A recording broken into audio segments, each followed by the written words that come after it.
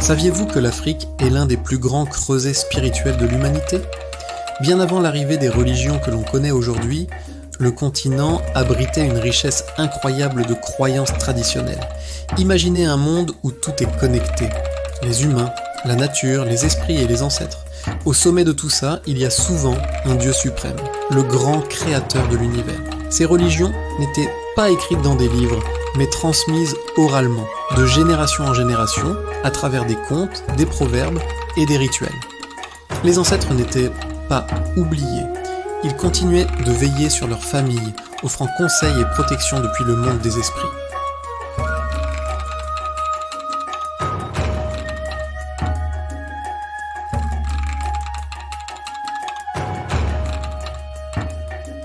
C'était une spiritualité vécue, profondément ancrée dans la communauté et la nature.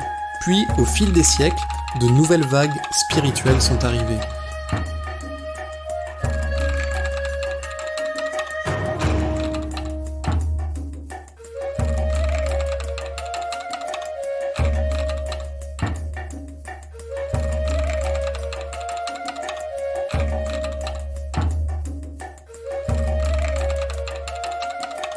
L'Éthiopie, elle, a adopté le christianisme comme religion d'État dès le IVe siècle, bien avant de nombreuses nations européennes, développant une tradition unique qui perdure encore aujourd'hui.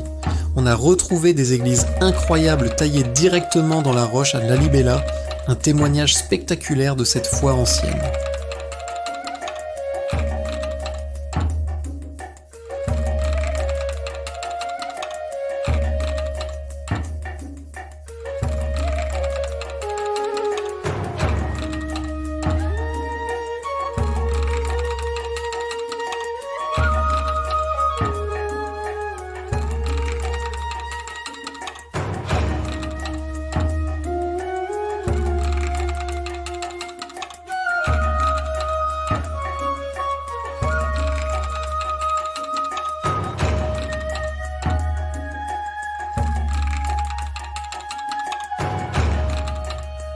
L'islam s'est aussi propagé le long de la côte est de l'Afrique, de la Somalie jusqu'au Mozambique, via les routes commerciales de l'océan Indien, donnant naissance à la culture swahili, un mélange fascinant d'influences africaines, arabes et persanes.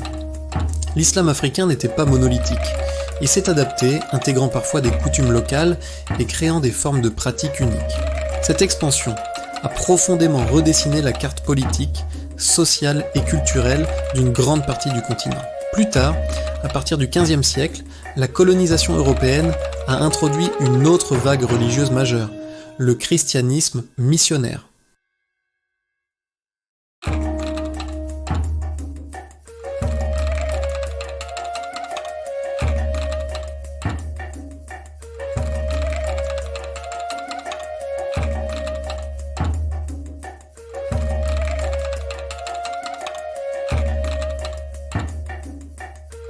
Mais l'esprit africain est incroyablement résilient et créatif. Au lieu de simplement adopter ou rejeter, beaucoup ont fusionné les nouvelles croyances avec les anciennes.